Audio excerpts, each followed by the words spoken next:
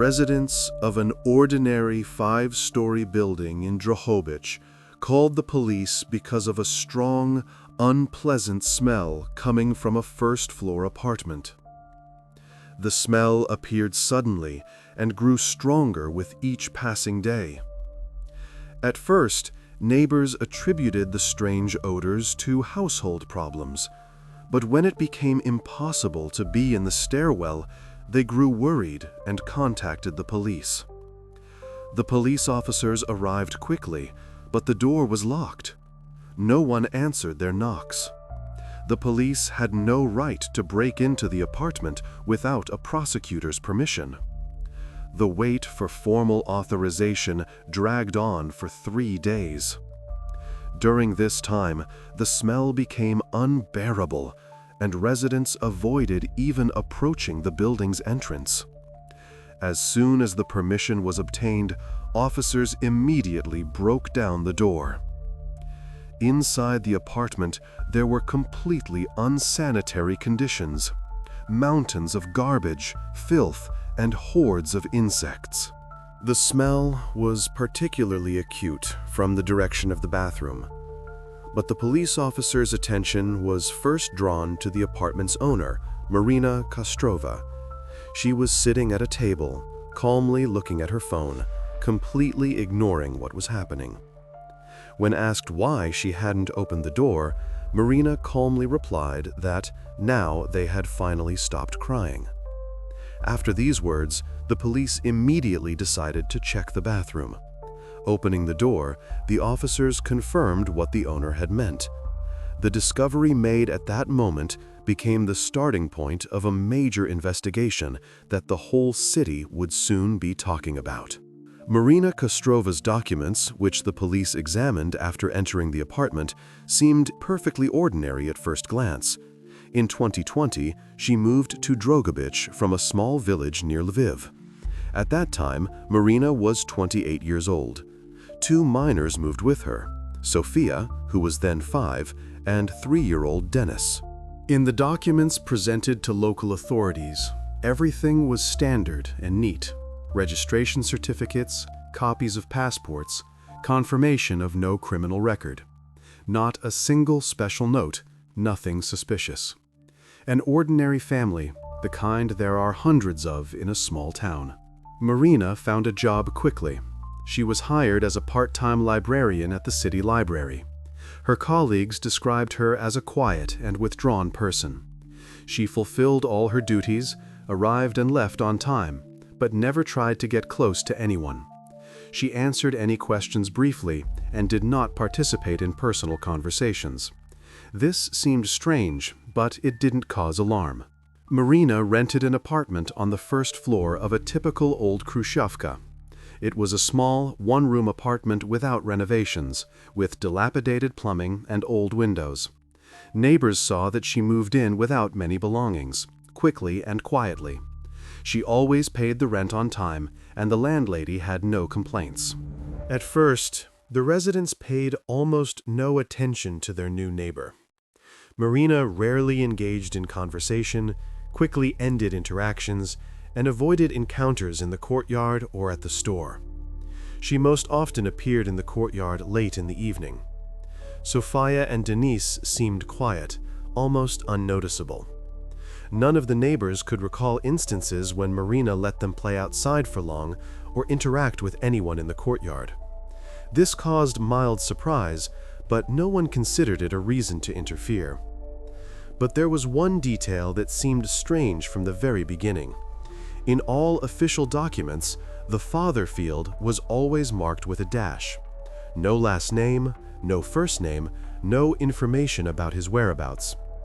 The documents also lacked any information about relatives or close friends. It was as if Marina was trying to erase any traces of her past from her biography. Her reclusiveness eventually became obvious even to the neighbors.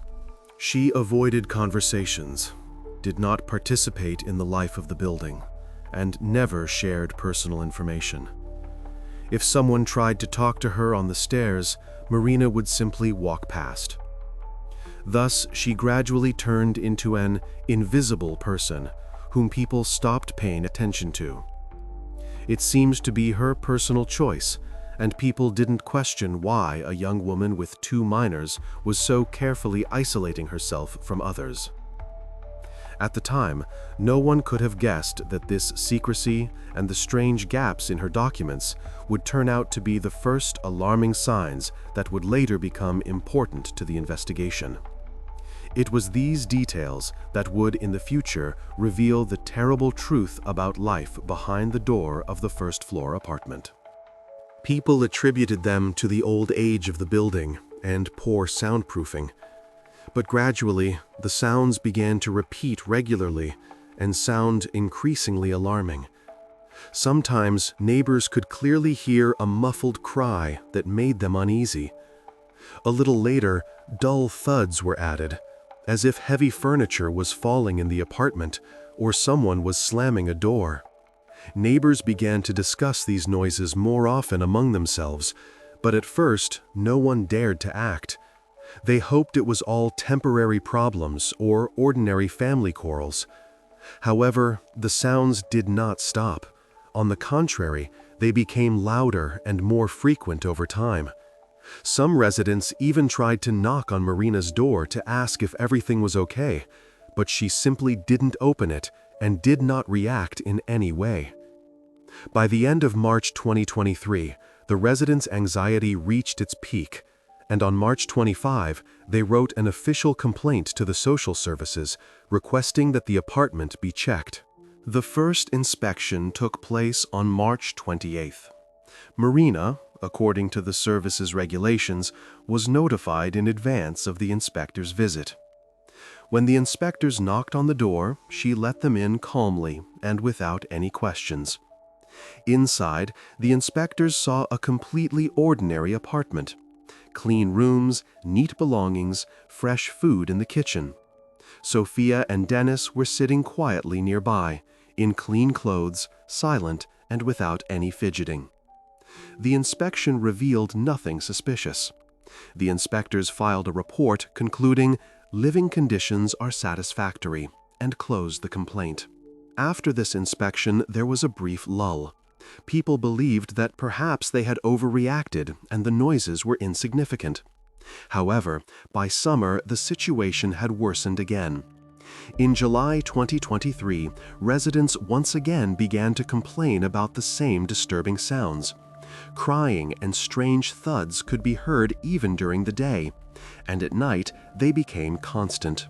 People started to get nervous again, discussing that the situation seemed abnormal and that it was time to do something. On August 15, 2023, the residents wrote a second complaint to social services, stating that the situation had become significantly worse. This time, the service employees decided to conduct a surprise inspection to catch the owner off guard. But chance interfered with the inspector's plans. 2 days before the inspection, Marina accidentally overheard her neighbors talking by the entrance about filing a second complaint and a possible visit from the inspectors. Therefore, when the inspectors unexpectedly knocked on her door on the evening of August 18, 2023, Marina was ready. She again met the inspectors with absolute calm and confidence. The apartment looked impeccable, as if Marina had been specifically waiting for the visit. Fresh food was in the kitchen, all furniture and belongings were neatly arranged, and the rooms were clean and fresh. Sophia and Dennis, just like last time, sat quietly, calmly, showing no signs of distress. Marina calmly answered the inspector's questions, appearing convincing and natural. The inspectors carefully examined the apartment, opened closets, checked the bathroom and kitchen, but again found nothing suspicious. Formally, there were no grounds to doubt the family's well-being, and the case was closed again. Only later, after the tragedy had already occurred, did investigators find out how thoroughly Marina had prepared for the inspections. Each time before the inspector's visit, she ordered fresh food in advance, meticulously cleaned the apartment, and aired out the premises. Marina had instructed Sophia and Dennis beforehand on how to behave in front of strangers. Sit quietly, do not talk, do not draw attention to themselves. And both times, her plan worked perfectly. After the second inspection, the neighbors finally calmed down and decided that they had raised the alarm for nothing. Social services found no violations, and the residents stopped paying attention to the oddities coming from Marina's apartment. Everyone convinced themselves that they had exaggerated the danger and worried without reason. From the outside, the situation looked completely normal. But behind the door of the first apartment, events were already beginning to unfold that would soon turn into one of the city's most difficult and shocking investigations. In August 2024, the police obtained a warrant to enter Marina Kostrova's apartment. By that time, neighbors had been complaining for a week about a sharp, suffocating smell coming from her first-floor apartment. Further delay was impossible, and the operational team took action. When the police arrived at the scene, they expected to face a difficult picture, but the reality turned out to be much worse than their expectations. The door was opened with a single, precise movement. Immediately after, a dense, heavy air burst out of the apartment, forcing the police officers to step back for a moment. The smell was so strong that the officers immediately put on masks before entering. Every second of the events was recorded on camera for the official report. Once inside, the officers encountered complete unsanitary conditions and disarray. The floor was covered with dried stains of unknown origin. Cockroaches scurried along the walls, and bags of garbage, emitting a sharp smell of decay, lay at the entrance to the bathroom. The apartment walls were covered in grime and damp spots. It was difficult to reconcile what they saw with the social services reports, where the living conditions had been described as satisfactory. In the kitchen, at the epicenter of this chaos, sat the owner herself, Marina Kostrova. The woman seemed completely detached, continuing to calmly look at her smartphone screen. She did not react to the police's arrival and did not even raise her head. Her behavior bewildered the officers, who had expected at least some reaction to their presence. The police began their inspection, meticulously documenting the state of the apartment. They photographed the garbage, dirty clothes, dishes, and insects. They paid special attention to how unnaturally a working and fully charged smartphone looked in Marina's hands under these conditions. This strange contrast was immediately noted in the report as a significant detail. The main source of the smell was not in the kitchen or the living room. The officers quickly determined that it was coming from the bathroom, located directly opposite the front door, just off the corridor. Approaching closer, the officers found that the bathroom door was tightly closed and secured from the outside with a metal hook. The doorknob was covered with a sticky layer of grime, and insects were crawling on the floor below. The cracks around the door were damp and dark, clearly indicating that something serious was hidden behind it. The investigator carefully documented the position of the lock and the doorknob. Then he signaled one of the officers to open the door. When the hook was removed, Marina looked up from her smartphone for the first time and calmly glanced towards the bathroom. She said a few words, from which the officers understood that behind the closed door was precisely what had caused the police call and the neighbors' complaints about crying and strange sounds. The door opened without effort. An even stronger wave of air, intensified by the smell of decomposition, rushed out of the bathroom, causing the officers to instinctively cover their faces. However, their professionalism allowed them to remain calm and continue their work. What the officers saw behind the door confirmed their worst fears. This discovery instantly became a key piece of evidence and gave the entire case a completely different scale.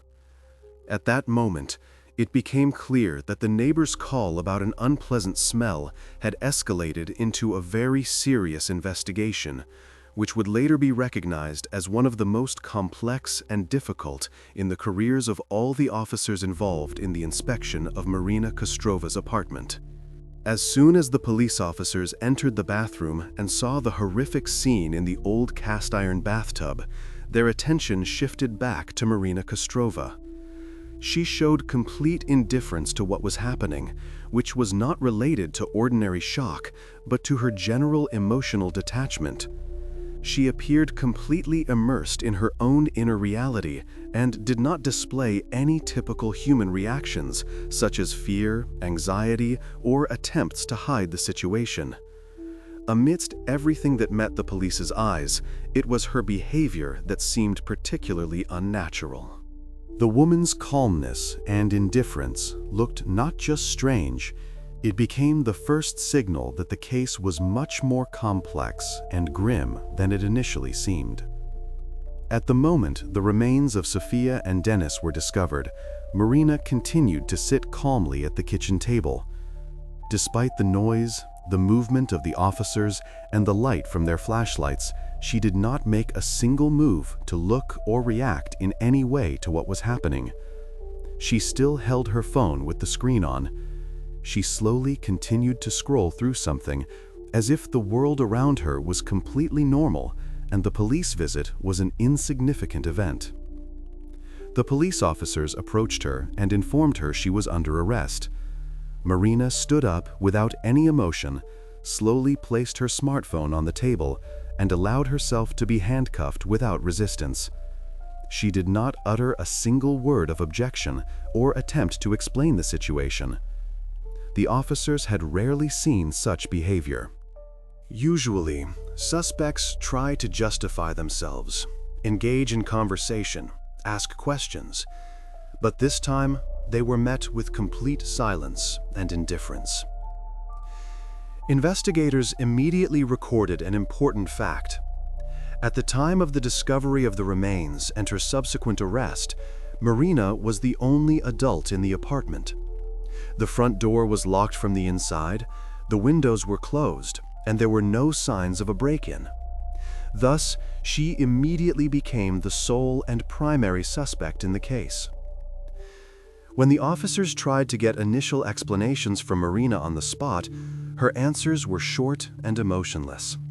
She did not deny the obvious facts, did not offer any theories, and did not try to blame anyone else. The only thing the officers managed to hear was a calm statement that Sofia and Dennis were no longer alive. Marina did not even try to explain the circumstances of what happened or the reasons why it occurred. The suspect's behavior was meticulously documented by the investigators. The lack of resistance, complete calmness, and neatness in handling her belongings were all detailed in the report. The officers noted even small details, such as the care with which she set down her smartphone before her hands were cuffed. It seemed that the device and her personal belongings interested her far more than the horrific scene unfolding just a few meters away. It quickly became clear that the case would be significantly more complex than the officers had initially thought. The suspect was not in shock or confused. On the contrary, she appeared fully aware and in control of her actions. Marina clearly understood the situation, yet her absolute indifference suggested that she had made a decision in advance not to resist and not to offer any explanations. The report separately noted the absence of signs of a struggle, attempts to flee, or to hide evidence. The woman looked as if she had long been prepared for the arrival of the police and her arrest. This made her behavior particularly disturbing and required further clarification.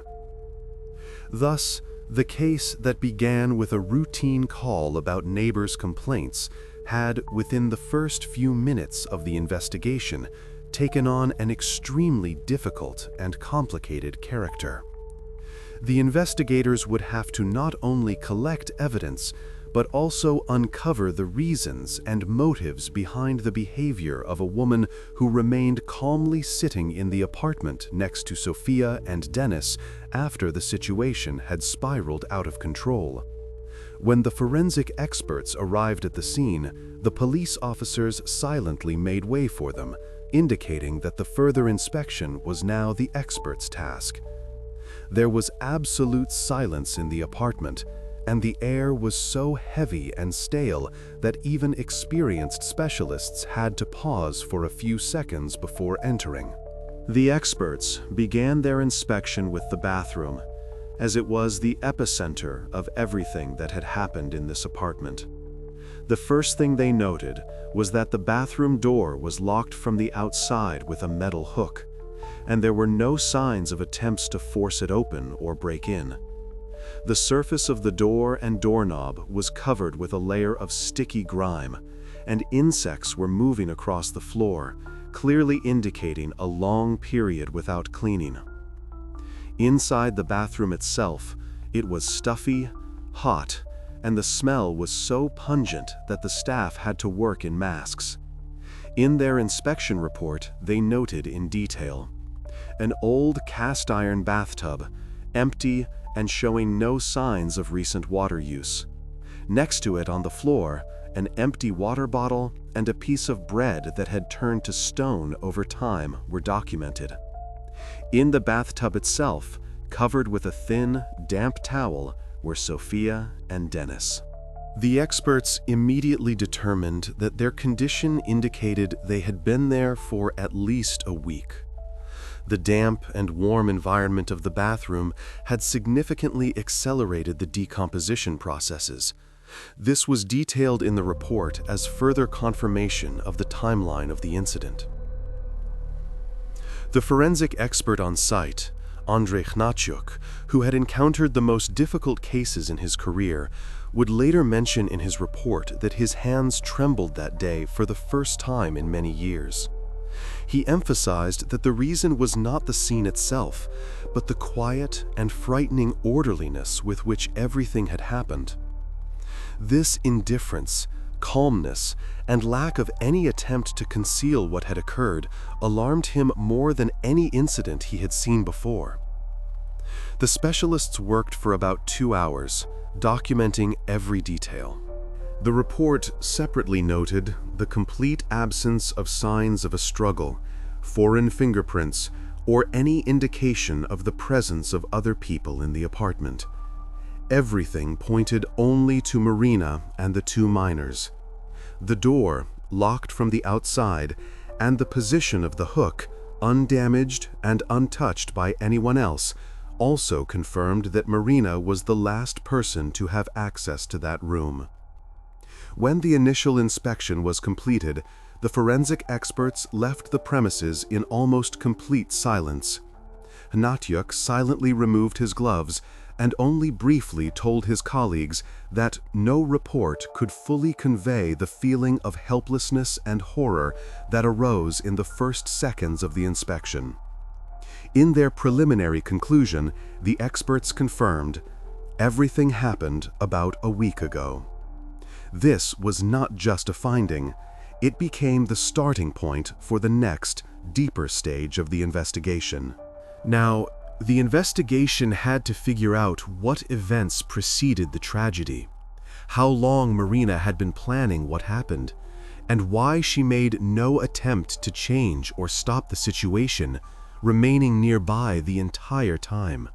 After the forensic experts announced the results of their inspection, a natural question arose among all the members of the investigative team.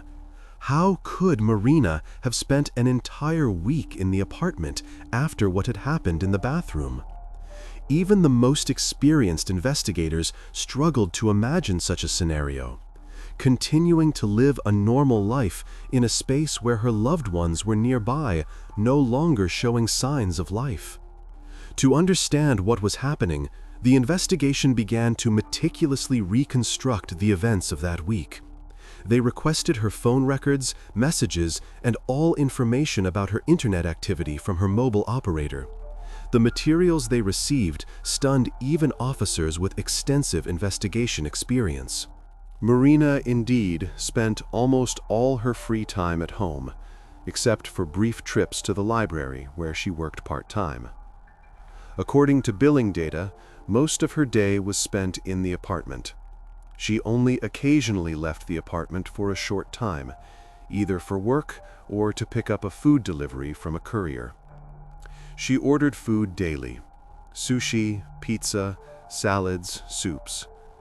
The delivery service couriers, whom investigators later spoke with, confirmed that the woman behaved completely normally, not drawing their attention in any way. The apartment door would open just enough to take the bag, and their conversations were brief and neutral, without any hints of anxiety or nervousness. Even stranger and more alarming was the woman's internet activity. Data from her smartphone and mobile operator revealed that Marina spent almost all her free time on the TikTok app. She watched short videos, liked posts, and saved her favorite ones. Her average time spent on the app was 8 to 9 hours daily. The content she viewed included simple, humorous videos, recipes, makeup, and clothing reviews. The investigation specifically noted that, during this week, the woman never used search engines for queries related to medicine, psychological help, or ways to hide evidence. During this entire time, Marina also made small online purchases: cosmetics, household items, and clothes. According to payment system data, she even managed to renew her subscription to a music service. All her actions were as if she were in a normal, everyday situation, and nothing alarming or extraordinary was happening. Investigators particularly noted that her internet activity was recorded even at night, often until 3 or 4 in the morning. Thus, Marina spent her nights in the same apartment, literally 2 meters away from the bathroom where Sophia and Denise were found. When all these facts were put together, Marina's behavior seemed completely inexplicable from the perspective of a normal person. The woman not only showed no signs of stress or anxiety, she didn't even attempt to change the situation. There were no attempts to leave the apartment for a long time, contact anyone, ask for help, or even minimally react to what was happening. On the contrary, it seemed she had deliberately walled herself off from reality, completely immersing herself in the virtual world and routine daily activities. Her actions throughout the week indicated that she had completely detached herself from reality and existed in a closed loop of habitual actions. She made no attempts to change the situation, not because she couldn't, but because she didn't see the need to. Her consciousness seemed to have refused to acknowledge the reality of what had happened, ignoring any external circumstances. Experts and investigators noted in their reports that such behavior could not be explained by simple shock or emotional distress. Marina did not exhibit the typical reactions of people in such a situation. On the contrary, her state was characterized by complete emotional indifference and isolation from what was happening. For the police officers, this became the main alarming detail that could not be left without further investigation. Thus, this stage of the investigation became a turning point. The suspect's behavior, her emotional coldness, and absolute detachment led the investigation to consider the necessity of a thorough psychiatric examination. The investigators now needed to understand what internal motives and psychological state led Marina to such strange behavior, allowing her to spend a week in close proximity to the scene of the tragedy without taking any action or showing any human emotion. When investigators tackled the financial side of the investigation, the poverty theory was the most obvious one. A woman working as a part-time librarian, living in a rented apartment in an old Drohobych Khrushchevka, for many, the situation immediately seemed logically explainable. Poverty could have been the cause of what happened. That's why the officers decided to first check how dire Marina Kostrova's financial situation was. The first check took place in the kitchen. The police expected to see an empty refrigerator and cupboards full of trash and old, long-spoiled food. However, the picture was different. The refrigerator was quite full. On the shelves were meat products, fresh vegetables, milk, yogurt, eggs. There were also spoiled products, dried fruits, blackened vegetables, pieces of bread covered in mold. Food was clearly bought regularly, but most of it remained untouched, gradually spoiling and adding to the unsanitary conditions in the apartment. On the kitchen table, they found food containers from local cafes and restaurants, many of which were not completely empty. Receipts showed that food delivery was a frequent occurrence, with the latest orders placed just a few days before the police arrived. Investigators immediately doubted the poverty hypothesis. Regular grocery shopping and ready-made food deliveries clearly contradicted financial hardship. To fully clarify the situation, Marina's bank records from the last few months were requested. The financial picture was, at first glance, ambiguous. Marina's official income was indeed low. A part-time librarian's salary in Drohobych was about 4,000 hryvnia, which barely covered the most basic needs. Social benefits for her as a single mother were also insignificant, totaling only about 2,500 hryvnia per month. Together, this was not even enough to pay the apartment rent, which, according to the investigation, was about 5,000 hryvnia per month. This alone meant that the woman must have had additional sources of income. Upon further examination of the bank statements, it became clear where the extra money came from. Investigators discovered regular monthly transfers from Marina's mother, who lived separately in another city. These amounts ranged from approximately 10 to 12,000 hryvnia per month. It was this money that allowed her to pay for the rented apartment, utilities, and internet, and also enabled her to make periodic purchases of groceries, clothes, and household items. Furthermore, 3 months before the tragedy, Marina had taken out a small online loan of about 20,000 hryvnia. The money was spent exclusively on her personal needs: cosmetics, perfume, clothing, and regular food deliveries. These purchases were clearly recorded in the bank statements, regular and stable, without any signs of economizing. The most alarming and important discovery for the investigators was what was completely absent from the statements. Over the last 3 months, not a single purchase related to the care of Sofia and Dennis was recorded. No items typically needed for the care of minors were bought. No specialized food, no clothes, no medicine, no personal hygiene products. The last such purchase, according to the statements, was made about 4 months before the tragedy. It was from this time that the children, according to neighbors' testimonies, stopped appearing outside, and their physical condition began to deteriorate rapidly. By comparing the financial documents and neighbors' testimonies, the investigators became convinced that Sofia and Denise's starvation was not a result of poverty. Marina could afford not only to provide the children with minimal food and necessary care, but also regularly spent money on herself, demonstratively ignoring their needs. They were also able to explain the condition of the apartment. Although fresh food regularly appeared in the home, Marina rarely cooked and did not even try to maintain basic order. Most of the food remained unopened, quickly spoiled, accumulated, and rotted, gradually turning the apartment into an unsanitary place.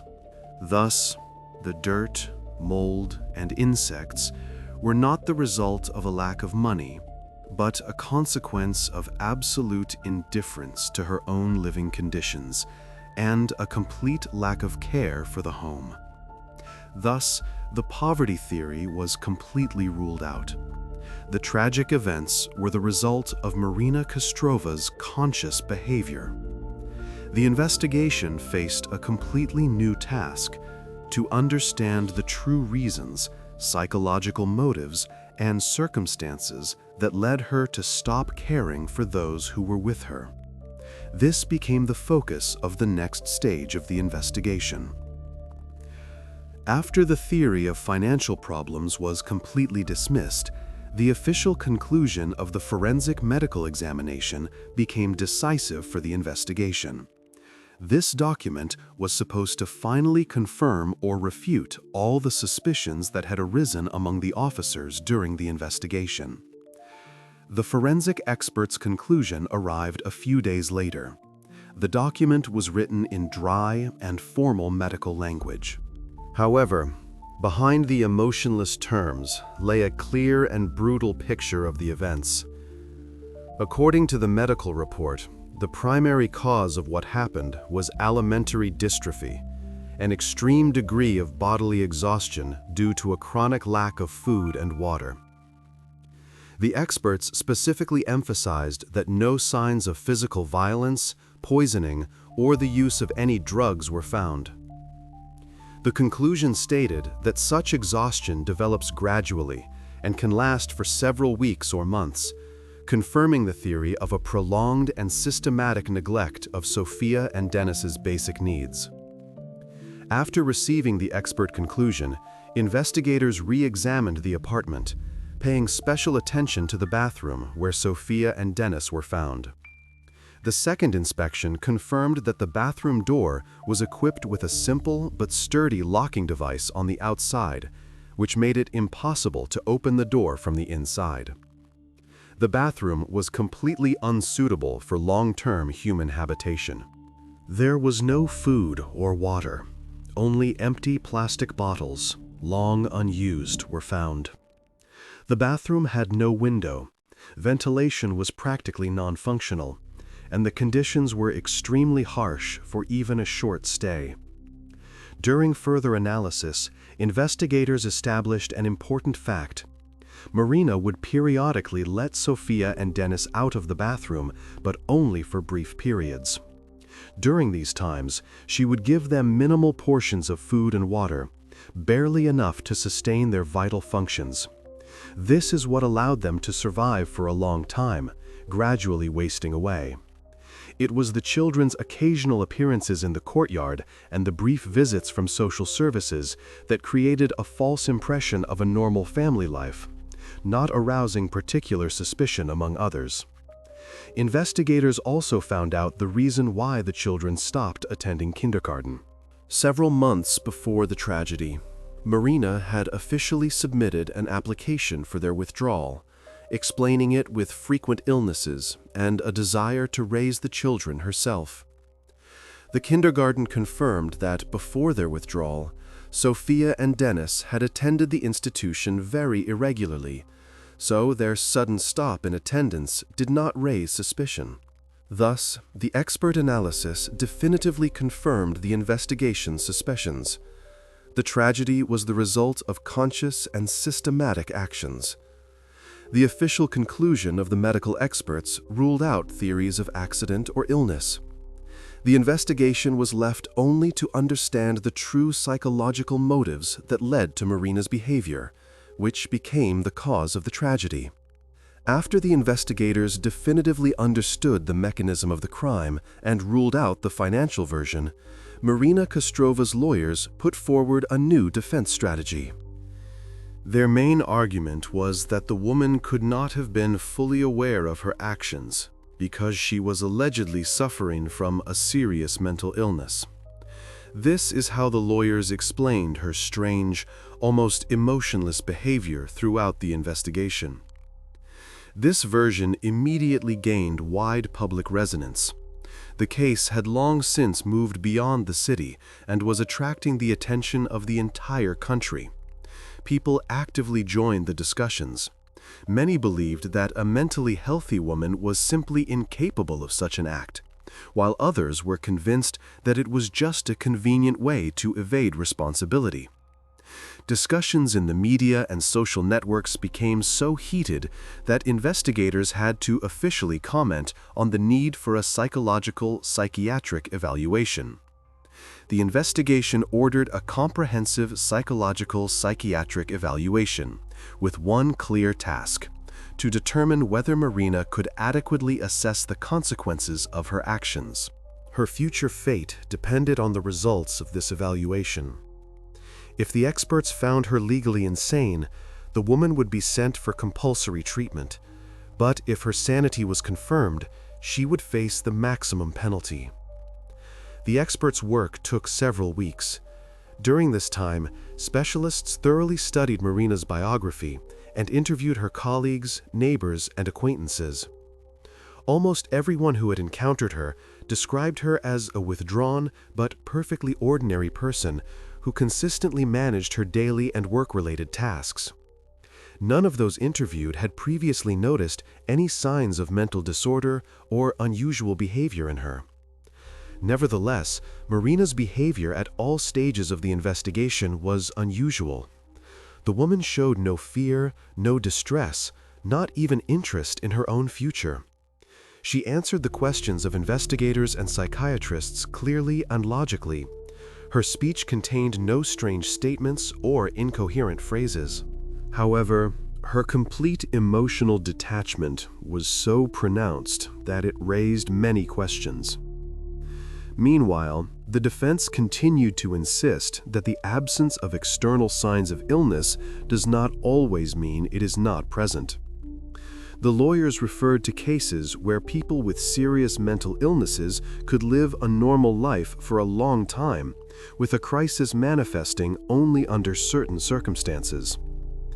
These arguments further intensified the public debate surrounding the case and forced investigators to carefully re-examine any details from the woman's past. The wait for the evaluation results became the most tense moment of the investigation. People followed any mention of the case in the news and on social media. Many hoped that the result would provide a clear answer as to who Marina really was: a person who committed a conscious crime, or a woman who had completely lost touch with reality. And although the results of the psychiatric evaluation would be known later, it was this conclusion that was to definitively determine both the court's decision and the public's perception of what happened. The investigation and the public already understood that the outcome of this assessment would be key to understanding the motives behind the woman's behavior, which had caused such a high-profile tragedy. After exploring the possibility of a mental disorder, investigators decided to delve deeper into Marina Kostrova's past to understand the true reasons for her actions. The primary source of information was her mother, the person who maintained constant contact with Marina and regularly sent her money. It was she who could reveal important details about her daughter's life before she moved to Drohobych in 2020. During the conversation, the mother revealed that her relationship with her daughter had never been close or trusting. Since her teenage years, Marina had been a withdrawn person who avoided emotional intimacy even with her closest relatives. Despite all the mother's efforts, she never managed to establish a deep connection with her daughter. Investigators also asked about the father of Sofia and Dennis. Marina's mother explained that both children had the same father, a man significantly older than Marina and officially married, with whom she had a secret, periodic relationship for several years. Upon learning of her second pregnancy, he completely broke off contact with Marina and refused any further communication. Since then, she avoided any conversations on the topic and never mentioned him, even in conversations with her closest confidants. Acquaintances and former neighbors of Marina also confirmed that she initially perceived the arrival of Sofia and Dennis not as a joy, but as a heavy and unwanted obligation. Marina's mother was forced to handle the daily care of the young children herself because her daughter showed no interest in caring for them. Friends recounted that Marina repeatedly complained about losing her personal freedom and openly said that the children were limiting her ability to live a full life. At the time, those around her perceived such statements as the normal fatigue of a young woman and did not take them seriously. Neighbors in her hometown recalled repeatedly complaining to social services about Marina. She often left Sofia and Dennis alone and did not manage her household. However, the intervention of her mother, who took responsibility each time, helped avoid serious consequences. The situation always ended with verbal warnings, never escalating to closer scrutiny from the authorities. Later, the investigation established that the move to Drohobych was neither accidental nor spontaneous. Marina had purposefully chosen a city where no one knew her to finally escape the control of her relatives and the potential attention of social services. She wanted to finally get the freedom she had talked about for so long and get rid of what she considered an unbearable burden. These details fully confirmed the investigation's hypothesis that Marina's behavior was the result of a years-long internal struggle and a growing resentment toward the situation she found herself in. Now, the investigators only had to compare these facts with the results of the psychiatric evaluation to finally understand her motives and the degree of her awareness of what was happening at the time of the crime. After investigators studied Marina's past and gathered the necessary evidence, an important stage of the investigation began on September 20, 2024, a confrontation of the suspect with irrefutable facts. The interrogation was intended to uncover her true motives and the extent to which she was aware of her actions. The interrogation took place in a small room at the investigative department. The investigator presented Marina with printouts of her phone billing records and bank transactions for June to August 2024. He noted that during the inspection of the apartment on August 17th, both fresh and long-spoiled food products were found, confirming her ability to eat regularly. Meanwhile, the investigation had established that no separate food purchases had been made for Sofia and Dennis for several months. Marina listened calmly, without interrupting. The investigator asked why, all summer, including the beginning of August, she had ordered food only for herself, leaving Sofia and Dennis without proper nutrition. Marina explained this by her unwillingness to spend funds on anyone else. According to her, the small portions of food she occasionally gave Sofia and Dennis were quite sufficient. Then, the investigator pointed to her mobile phone data from the first weeks of August, which confirmed that Marina spent a lot of time on the internet daily, watched videos, and made online purchases, thus demonstrating a clear state of mind and the ability to control her actions. When asked why she made no attempt to change the situation while being literally next to the bathroom where Sofia and Dennis were, Marina replied that she was simply too tired and saw no point in caring for anyone but herself. She explained that after moving to Drohobych in July 2020, she had for the first time felt real freedom, which she was not going to sacrifice. A brief silence fell in the room. The investigator expected to see emotions or signs of remorse, but Marina remained calm and indifferent. By the end of the interrogation, it became clear that Marina had no intention of denying her actions and sincerely believed they were justified. Now, the investigation faced the next task: to obtain a full confession from her and conduct a crime scene reconstruction to fully clarify the picture of what had happened. For almost a month, From September 21 to October 14, 2024, investigators awaited the results of the psychiatric evaluation. The classification of Marina's actions and an understanding of the true motives of the crime depended on it. The evaluation was conducted by a group of independent psychiatrists and psychologists. They carefully studied the case materials, held several personal meetings with Marina, and conducted various tests to identify any signs of mental disorders. The experts' work was confidential and was followed with heightened public attention. On October 15, the investigator received the official report. The results were unequivocal and left no room for doubt. According to the experts' conclusion, the suspect showed no signs of mental illness or personality disorders. The experts stated that Marina Kostrova was fully sane and completely aware of her actions and their consequences. The experts' conclusion became a crucial piece of evidence, definitively confirming that the woman's actions were not an accident or the result of a mental crisis. It was a premeditated crime, committed in a sound mind and with an understanding of the consequences. On October 17th, the investigation officially changed the classification of the case. Instead of the previous charge of leaving in danger, Marina Kostrova was charged with a new, much more serious offense: premeditated murder with extreme cruelty. Now, the investigators were confident they were dealing not with an accident or irresponsibility, but with a conscious, cruel, and calculated crime. The change in the charge caused a wide public response. The press actively followed every step of the investigation, drawing attention to the details of the case.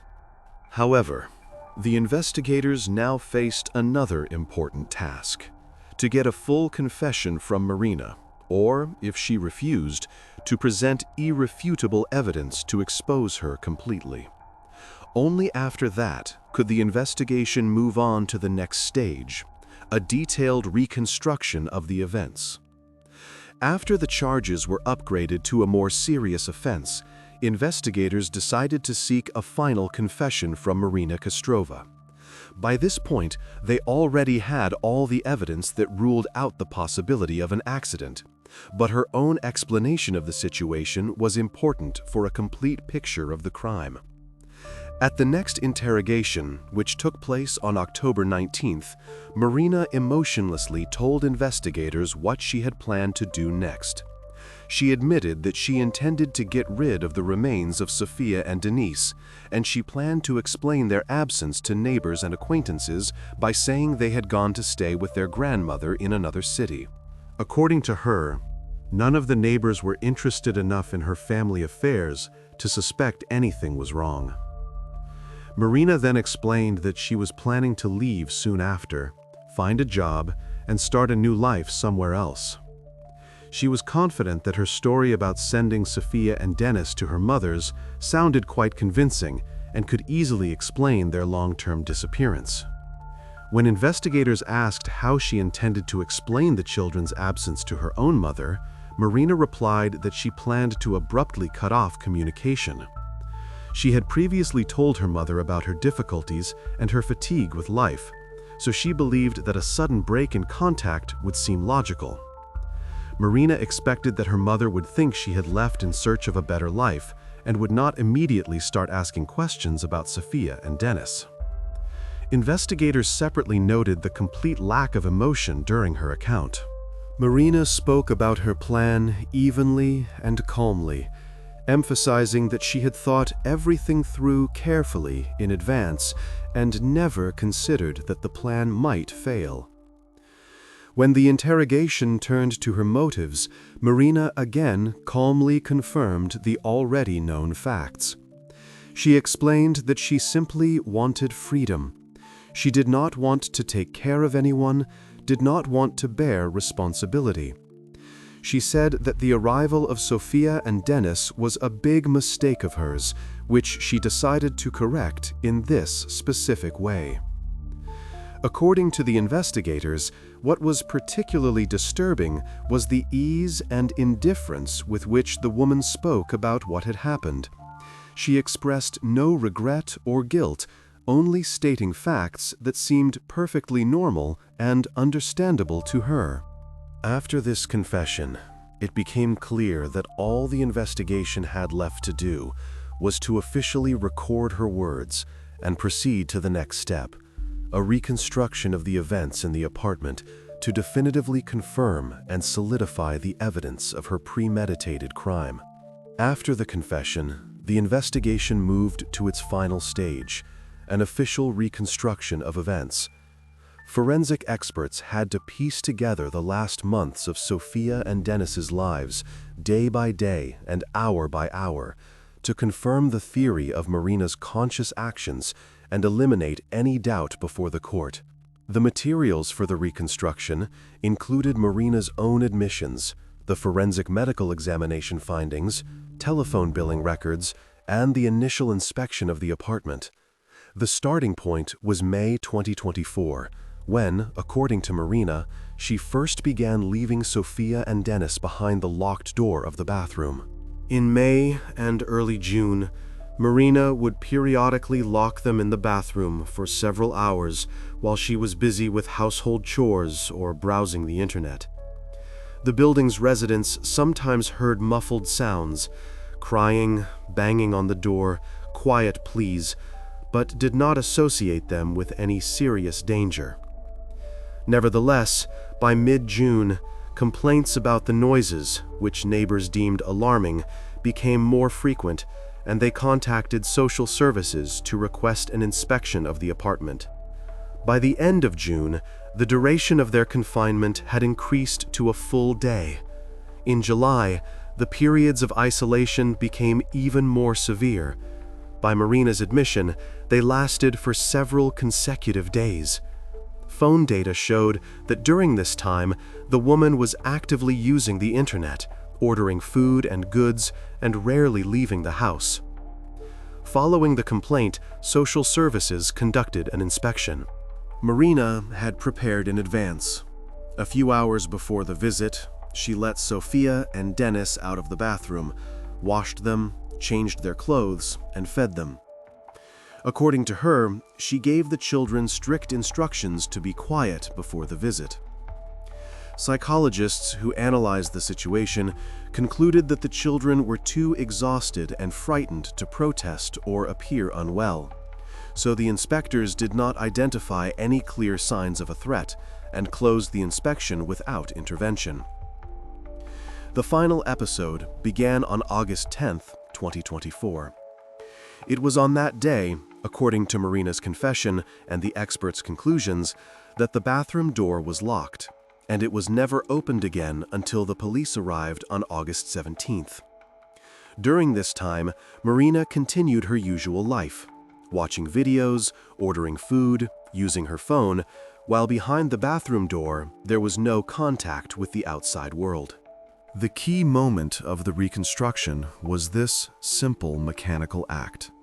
On August 10, Marina walked up to the bathroom door, turned the key, and secured the lock, after which she went to the kitchen, picked up her phone, and started scrolling through news feeds and videos. This fact became convincing evidence of her awareness and cold-bloodedness. She made no attempt to intervene, even while being just a few steps away from what was happening. After completing the reconstruction, the investigation documented all the details, recorded the timeline of events, and prepared the materials for submission to the court. Soon, the charges would be read, and evidence would be presented, confirming not just negligence, but the conscious and systematic deprivation of help to those who were right beside her. The court hearing took place in January 2025. By that time, the investigation was complete and the case had gained widespread public attention. On the day of the trial, the courtroom was packed with journalists and local residents who were shocked by the details of the story. The defendant was brought in under guard. From the very beginning, the attention of those present was focused on her. She stood calmly behind a transparent partition, barely moving and staring into space.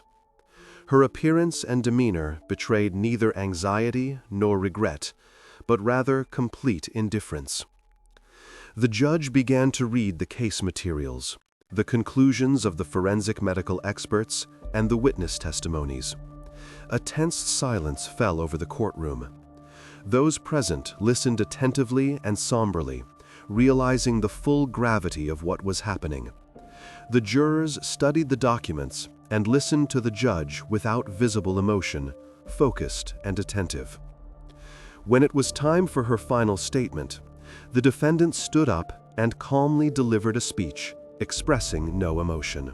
She stated that she had never wanted to start a family, and the arrival of Sophia and Dennis was a mistake from which she decided to free herself.